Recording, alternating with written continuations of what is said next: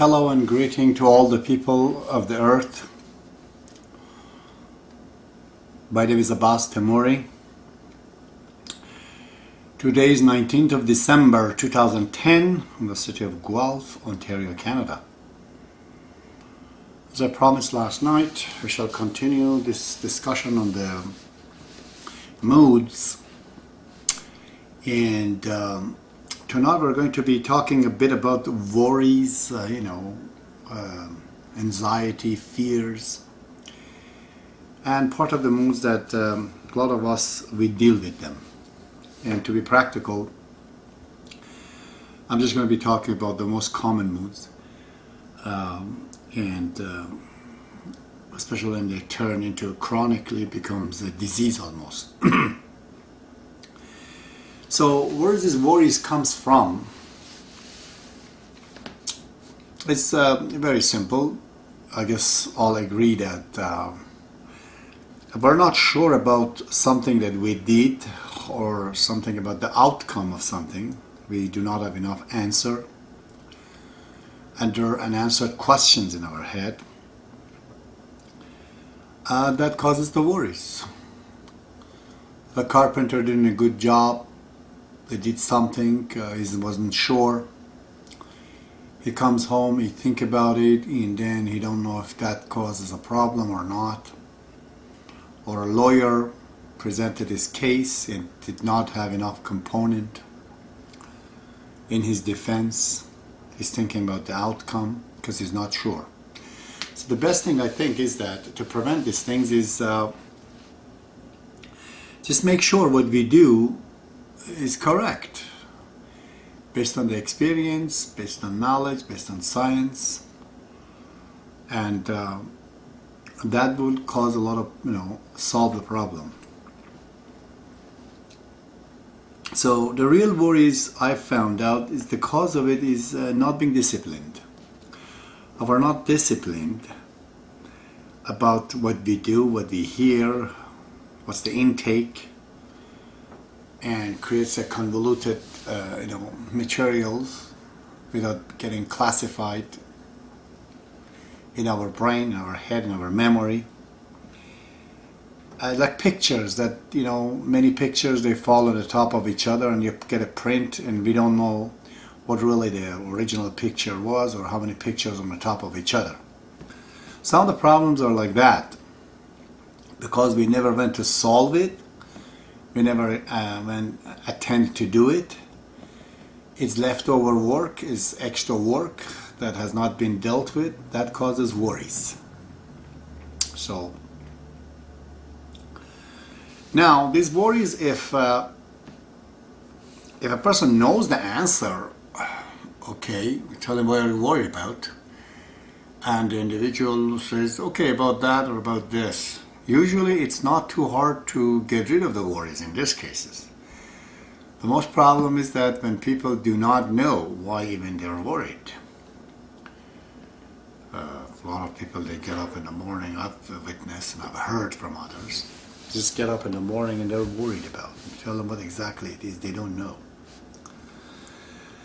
As I said, there are many unsolved problems, unsolved files that they were open, they were not finished, they were not done. And those unfinished files and answered questions remain in the brain, files overlapping each other that causes the worry. That's why Shoghi Effendi says, when you start something, finish it off. Don't, go halfway through. Start something, finish that things up. Baha'u'llah says, count yourself every day before you get counted by others. So we need to know what are we doing, what we have done. Find an answer to the question that has not been answered and properly put it in some place like a file, And then, we don't have any problem. But if you don't know what the worries is for about, it's a problem. It can become chronic. It can turn into some other things. So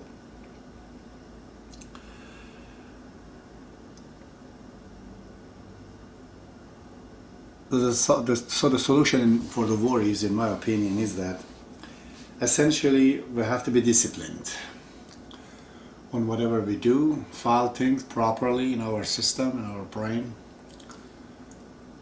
try to answer the question that is unanswered, and most of the worries will go away. Fear is another thing that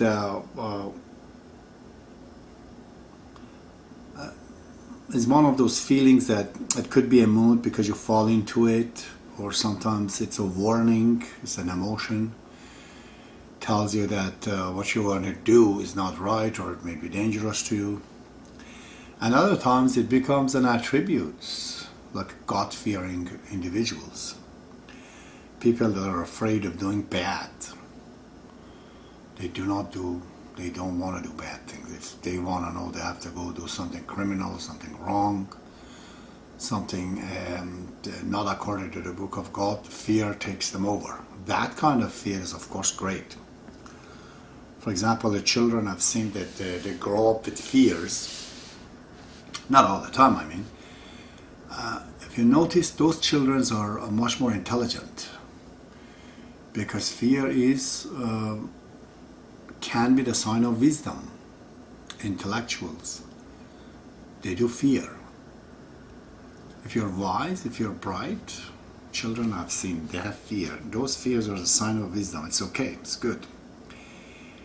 Without fear, the society can collapse. If people do not have fear from wrongdoings and laws and legislations and executions of it is not established very well in a society, then crime will grow and people will just go and do whatever they want. So there has to be fear. Man without fear is going to die. I remember that late showman, the Australian crocodile hunter. I liked him very much. I don't remember his name right now. There was a show and was showing that a crocodile was coming among the people, and he was saying in that he's in danger because this croc does not fear people. He has to fear. If it does not fear people, what happens? It's going to attack people, and people are stronger, they'll kill him. So fear can protect us. Fear is a warning, as an emotion, tells us that there's a certain event that you're going to do. It might be right. If the person is not afraid of climbing a ladder, most children under age, maybe 5 years, 6 years, they just go do it. They go right on the edge of a building. They have no fear. They can go touch a snake, I don't know, touch an animal. That fear just shows that lack of ignorance. So fear is a sign of wisdom. It could be the sign of wisdom. It's very important that there are things to be afraid of and there are things not to be afraid of. If you're afraid of something that you're supposed to for the protection of your spirit, soul, your body, then fear is working. But if you're afraid of doing something right because it might be harmful to you, because you might lose a status in society, you might lose money, somebody's on the side of the road, you're driving and is fallen, and you're afraid to go to help him because they might accuse you of beating him up or hitting him. So, but you should overcome those fears and get down and say, for the sake of goodness, I'm not afraid, and I'm going to go help this individual. In that way, fear is okay. But if it's a mood, it comes to us usually with the help of association, right association with people, with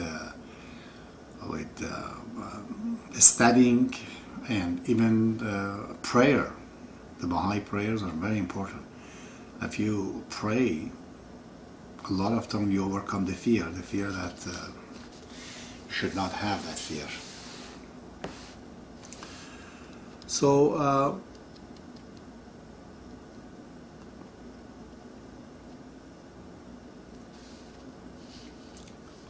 fear could be a warning that, as I mentioned, that it is for protections of the person.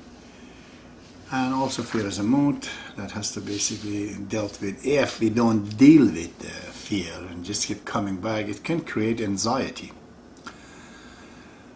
And that this kind of person, they live with fear all the time. And that is really a sickness, which the willpower and the control cannot do anything with it. It's like a virus in there, and this person is sick and he has to go to the doctor. This doctor is Baha'i, divine physician, and the entire system has to be reformatted, the bug has to be debugged, and the virus has to be coming out of the computer.